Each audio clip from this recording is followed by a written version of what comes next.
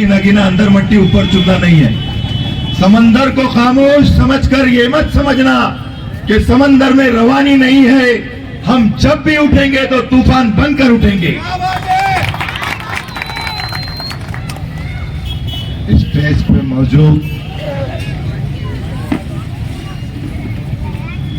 हमारे शहर के साबिका डिप्टी मेयर मोहतरम तकी हसन खान साहब, तहरी से तशरीफ इमाम हारिस अजीम साहब, समाजवादी के हमारे रऊफ भाई, फैसल भाई, तहरी से आए हुए मुन्ना भाई, प्रोफेसर सुहेल जलील साहब, फिरोज मूसा खान साहब, हमारे मकबूल भाई, हमारे ताहिर भाई अकबर पिंजारी साहब, मोहिमीन खान साहब, हमारे अजीम भाई आसिफ भाई,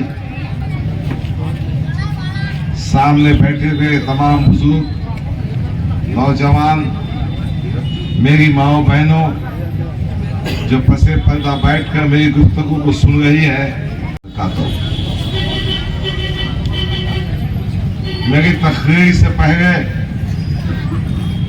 एक बात मैं अपने मुखालिफिन तक पहुंचाना चाहता हूं। मैंने एक ऑडियो क्लिप आज सुनी है जहांगीर जागीरदार की, जो उसने हमारे समाजवादी पार्टी के कार्यकर्ता नवीद से गुफ्तगू की है। मैं ये पैगाम देना चाहता हूं मुखालिफिन को, इम्तियाज जलील के चेहरे चपाटों को, अपनी औकात में रहो, अपनी हैसियत में रहो। भूखे रात में गंदी जबान का इस्तेमाल मत करो। जबान हम भी रखते हैं, कानून और कोर्ट कचहरी भी जानते हैं। हरसूर की जेल को भिजा दूंगा। इम्तियाज जलील तू भी सुन गए, अपनी औकात में रहो, अपनी हैसियत में रहो। ये पैगाम मैं देना चाहता हूं। और बेटा नवीद और तमाम मेरे नौजवान साथियों, बेखौफ काम करो। ये पाखंडियों से डरने की कोई जरूरत नहीं। दूसरा पैगाम यह है कि कल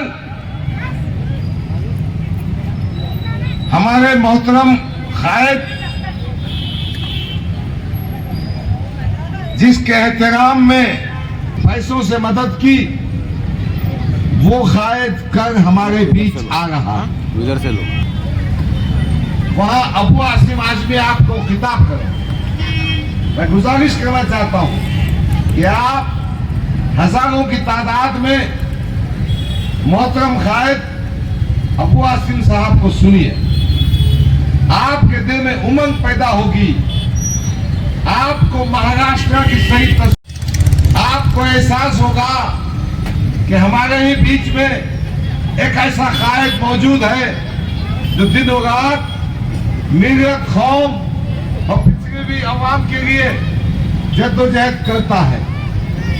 बहरहाल कल शाम में किराटपुरा के स्टॉप पर आपको पहुंचना है। हमने हमारी माओ बहनों के बैठने का इंतजाम भी किया है, खवातीन के बैठने का इंतजाम भी किया। अजीजा ने गिरामी, ये एक इंतखाबी जलसा है। इंतखाबी जलसे में हम आपसे वोट मांगने के लिए खड़े हैं। मैं गुज़िश्ता 10 साल से मजलिस इत्तेहाद मुस्लिमीन में अल्लाह को गवाह रखकर कहना चाहता हूं कि बेखर्च बेगौस बहुत ही दयादार किया।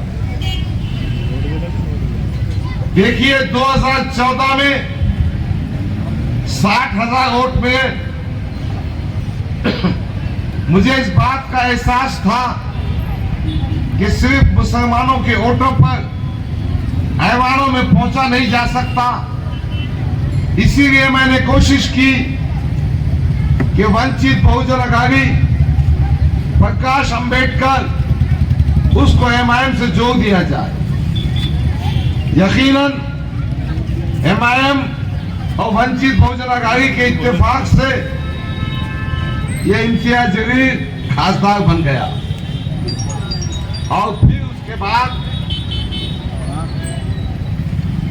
उसके बाद जब असेंबली के इंतखाबात आए तो यही इम्तियाज जलील ने वंचित बहुजन अघाड़ी और एमआईएम के इत्तेहाद को तोड़ दिया।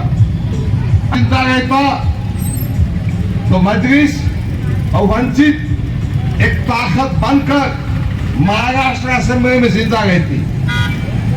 सवाल यह पैदा होता है कि खुद के खासदार बनने के बाद तोड़ा गया।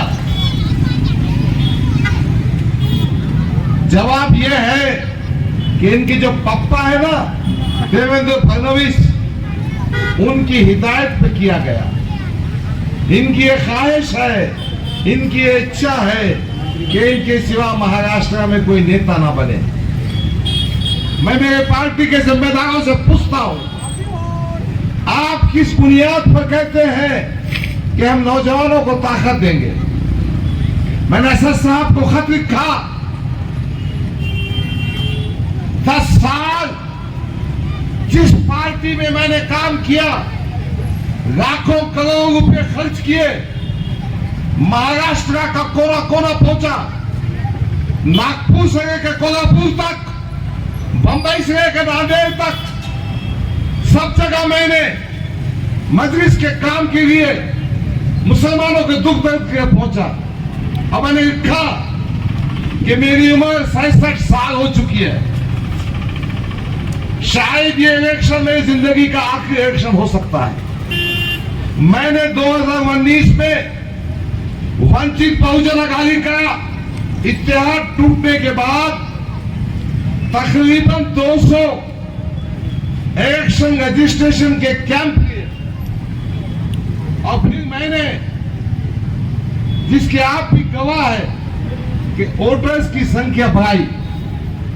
अल्हम्दुलिल्लाह आज इस कंस्टिट्यूएंसी में 1,46,000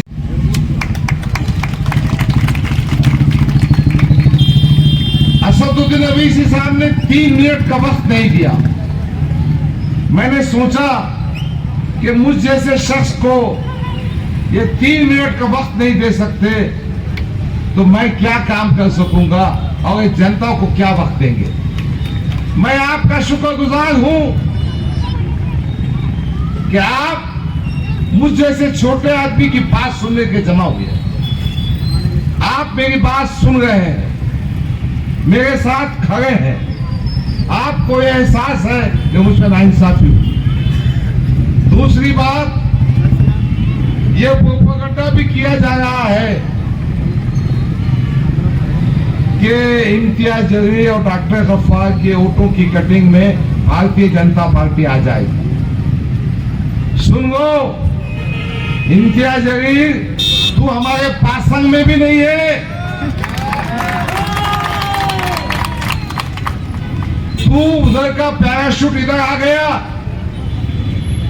तेरी कंस्टिट्यूंसी थी 2014 में मध्य की। अरे पार्लियामेंट में हमने टिकट तेरी सूरत देखकर दी थी और लोगों ने मेरे कहने पे, मेरे साथियों बुजुर्गों ने दिया था। हमने मशरकी हल्के में 10 साल मेहनत की, बीज बोया और जब फल खाने का वक्त हुआ तो तू यहां घुस गया। तू हमारे पासंग में भी नहीं। मैं कहना चाहता हूं, आज अपने मशरकी हल्के में मैंने जो आवाम में बेपनाह मोहब्बत देखी है, जो हमदर्दी देखी है, गयूं नौजवानों में वो जज्बा देखा है कि मुझ पे होने वाली नाइंसाफी के खिलाफ उठ खड़े होना है, तो यकीनन जीत हमें मिलेगी।